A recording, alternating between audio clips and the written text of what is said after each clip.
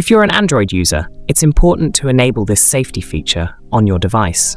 To do this, go to your phone's settings, navigate to Security,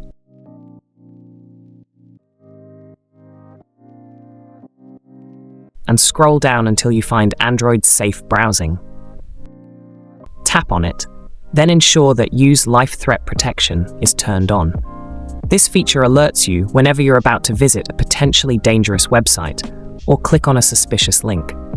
While it may not offer complete protection, it significantly reduces the risk of unknowingly accessing harmful sites that could compromise your device or steal your information through installed apps. You can also check the list of supported applications to see which apps utilize this feature.